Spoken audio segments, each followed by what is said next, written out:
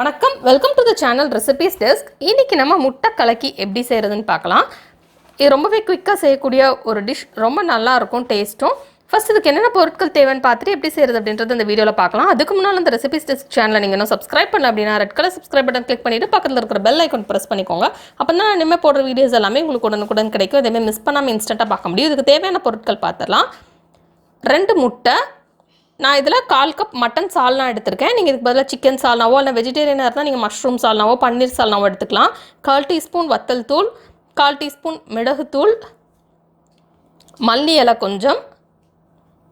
First நம்ம ஒரு பவுல் எடுத்துடலாம். பவுல் எடுத்துகிட்டு அதில் 2 முட்டை சேர்த்துடலாம்.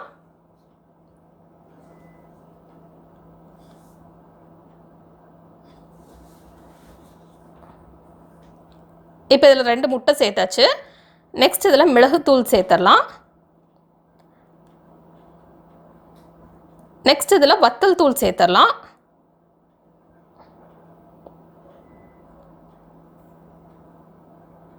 இப்போ இதில் தேவையான அளவு உப்பு சேர்த்துடலாம்.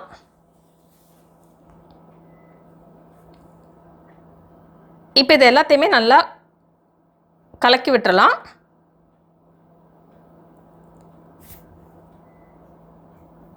நெக்ஸ்ட் இதில் நம்ம மட்டன் சால்னா சேர்த்துடலாம். மட்டன் சால்னாவோ சிக்கன் சால்னாவோ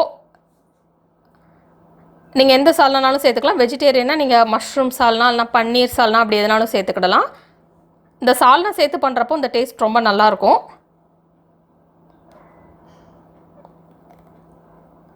இப்போ இதில் சால்னா சேர்த்தாச்சு. இப்போ இதை மிக்ஸ் பண்ணிடலாம்.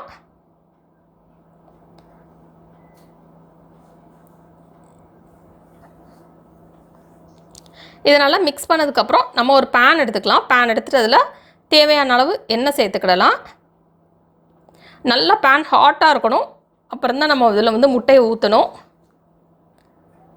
முட்டையை ஊற்றினது உடனேமே நம்ம இதை ஃபோல்ட் பண்ண ஆரம்பிச்சிடணும். இந்த சைட்லலாம் இந்த கலக்கியோட ஸ்பெஷாலிட்டி என்னென்னா உள்ளே லேசாக அது அரைவேக்காடாக இருக்கும்.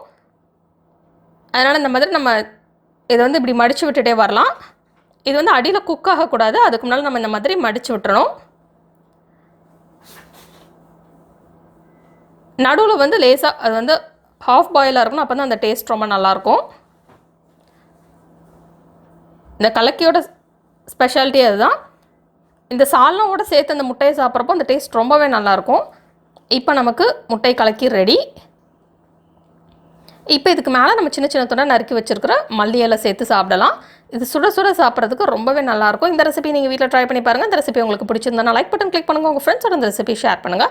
மறக்காம இந்த சேனலுக்கு சப்ஸ்கிரைப் பண்ணிவிட்டு பக்கத்தில் இருக்கிற பெல் ஐக்கான் ப்ரெஸ் பண்ணிக்கோங்க. அப்போ தான் இனிமேல் போட்ட வீடியோஸ் எல்லாமே உங்களுக்கு உடனுக்குடன் கிடைக்கும். இதுமாதிரி மிஸ் பண்ணாமல் இன்ஸ்டண்ட்டாக பார்க்க முடியும்.